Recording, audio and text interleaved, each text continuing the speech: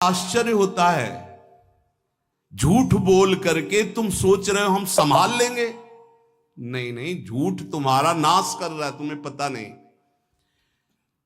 जिस जिह्वा से नाम जप कर रहे हो, अगर नाम का विशेष फल प्राप्त करना है, जल्दी फल प्राप्त करना है, आपको दुखों से बचना है, पाप भस्म करना है, तो झूठ बोलना बंद कर दीजिए।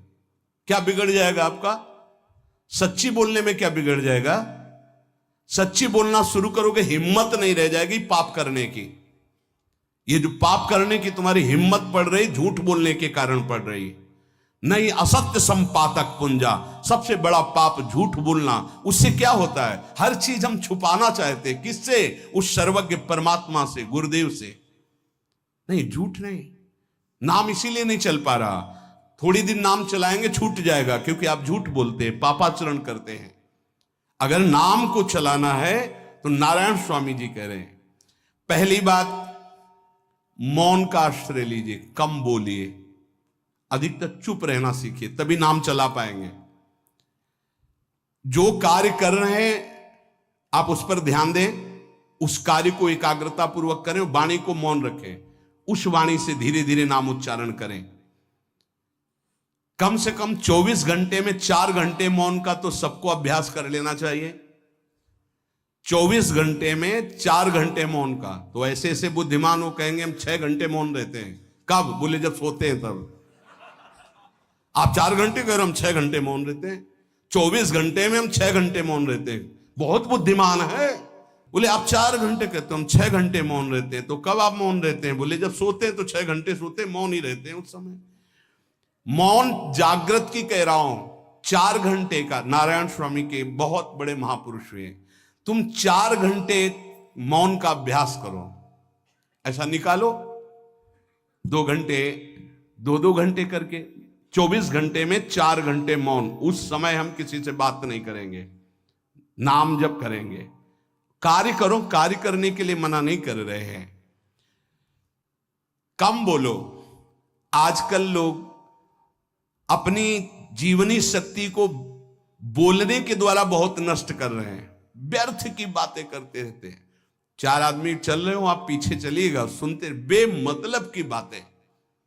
नाम जब नहीं होगा वो डिलीट नहीं होंगी, वैसे ही बनी रहेंगी। अगले जन्म के लिए तैयार हो रहा है। इसलिए नाम यदि सिद्ध करना है, नाम का फल लेना है, नाम का आनंद लेना है, तो वृथा भाषण बंद करो, बेकार की बात बंद करो। जितना कम बोलने से काम चल जाए उतना। सामने वाले को बोलने दीजिए, आप बीच में नाम चल रहा है जी, नाम चल रहा है। जब कोई आवश्यक बात हुई, पवित्र शब्द बोल दिया, नहीं, चुपचाप सुनो ना।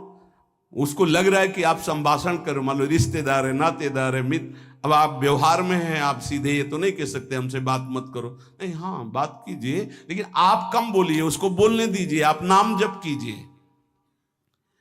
जरूरत भर बात कीजिए। बात में भगवान की चर्चा हो तो कोई बात नहीं, अगर प्रपंच की चर्चा है तो बचने की कोशिश कीजिए। अपने संबंधियों, अपने दोस्तों, अपने व्यवहारियों से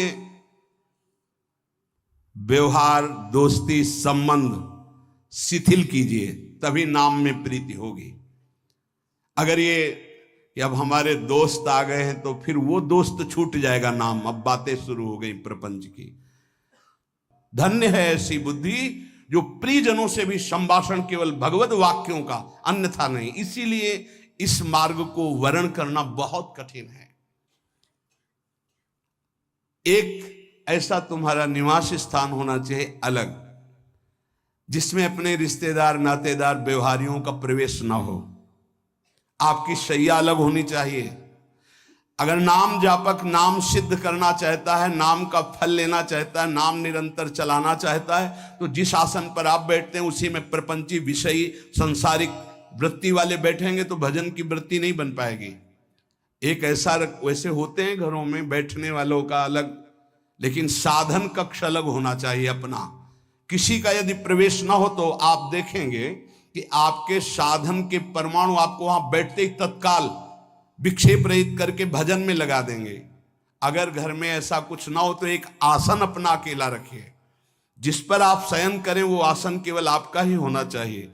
अगर वो सार्वजनिक बैठने के लिए ही है, ऐसी व्यवस्था नहीं, तो आसन समेट कर अपना अलग रख दीजिए और दूसरे आसनों पर बैठा लिए, फिर वो आसन हटाकर जब आप शयन करें तो आपका आसन होना चाहिए। इसका बहुत बड़ा प्रभाव पड़ेगा। कोई भी ऐसा दृश्य या पुस्तक ना पढ़ें जो वासनात्मक हो और प्रभु के नाम से आपको विमुख कर दे। अखबार आदि, समाचार आदि, ये हमारे चिंतन को नष्ट करते हैं। अगर नाम जप करना है, निरंतर नाम स्मृति बैठालनी है, एक घटना कई मिनट तक विक्षेप देती है। ऐसा हुआ, कैसे लोग हैं।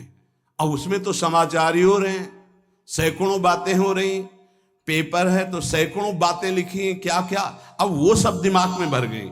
इतना व्यसन है किसी किसी को पेपर पढ़ने का, समाचार पत्र पढ़ने का, कि सुबह होते ही वो विरह में रहते हैं कि पेपर आ जाएगा। आया नहीं, और मिला तो ऐसी एकाग्रता से पढ़ते हैं जैसे वेदांत चिंतन करने वाला वेदांत चिंतन। चश्मा लगा, चाय रखी, ठंडी हो रही, उससे मतलब बीच बीच में चाय और चश्मा से और पूरे दिमाग में वही। अब क्या करेगा, जो पढ़ा है उसका चिंतन बनेगा, वही बोला जाएगा। अब जहां चार मिले तो तुम्हें पता है, उत्तर प्रदेश में ये हुआ, मध्य प्रदेश में ये हुआ, चर्चा दिमाग। नाम जापक पूज्य श्री नारायण स्वामी कह रहे हैं, अखबार पढ़ना, दुनिया भर के प्रपंच की जिसमें बातें हैं, ऐसे समाचार, ऐसे टेलीविजन देखना, ये तुम्हारे हृदय में नाम नहीं चलने देंगे, तुम्हारी स्फुरणा को गंदी कर देंगे, बेकार का वक्त खराब होगा। इसलिए अगर आपको पढ़ना ही है तो धार्मिक ग्रंथों को पढ़िए, अपने इष्ट संबंधी ग्रंथों को पढ़िए नाम जपने के लिए। किसी को कभी वचन न दें। पांचवा, बहुत बहुत पॉइंट की बात करें, यदि आपने किसी को वचन दे दिया और पूरा नहीं किया तो भजन का फल वहां जाएगा, ध्यान रखना। यही हमसे सब त्रुटियां होती रहती है अपने लोगों से। जाओ आज से बाद वचन दे दिया, हम ऐसा नहीं करेंगे, नहीं करेंगे चाहे मर जाएं।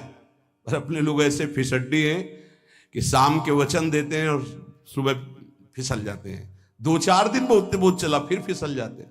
बोले कसम से आज से ऐसा नहीं करेंगे। तो आप इसको खिलवाड़ न समझें, आपके सुकृत नष्ट हो रहे हैं, वासना आपके सुकृतों को नष्ट कर रही। दूसरा, जैसे आपने किसी से कहा कि मैं शाम के 5 बजे आ जाऊंगा, तो 5 बजने में 5 मिनट कम होने पर आपको पहुंच जाना चाहिए, 5 मिनट ओवर होने पर नहीं, उसके पहले ही आपको ऊपर। यह संतों के जीवन में देखा गया है। समय का बहुत बड़ा जीवन में अस्तित्व है। अगर आप किसी को समय दें, फिर उसमें प्रमाद स्थिति नहीं होनी चाहिए। 5 मिनट पहले पहुंचिए।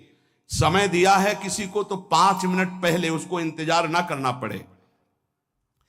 रात को सोते समय नाम जापक उपासक विचार करें, मेरा नाम किन किन कार्यों में छूटा, मेरे से कौन कौन सा पाप हुआ, मैंने कौन सी आज गलती की जो नहीं करना चाहिए, और उसे डायरी में नोट करें। नारायण स्वामी कह रहे हैं दूसरे दिन सावधानी पूर्वक वो गलतियां ना होने पावे जो हमने आज की।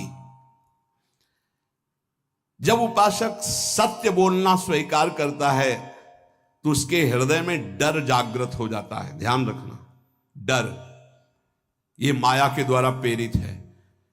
अगर व्यापार में सत्य बोलेंगे तो पैसा अधिक नहीं आएगा, अगर हम सत्य बोल दिए तो डांट लगेगी, अगर हम सत्य बोल दिए तो सब लोग जान जाएंगे मैं ऐसा गंदा हूं। सच्ची मानिए, सत्य बोलने का नियम ले लीजिए, आप निष्पाप हो जाएंगे, आप महात्मा बन जाएंगे अंदर से। कोई भी पापाचरण आपके जीवन में नहीं रह जाएगा। भगवान का नाम सत्य है, उस नाम को चलाने के लिए झूठ बोलने वाला नाम को कैसे चला सकता है। सत्य बोलने से यदि तुम्हारा नुकसान हो रहा है तो तुम सह जाइएगा। नारायण स्वामी कह रहे हैं उससे बड़ा लाभ आपको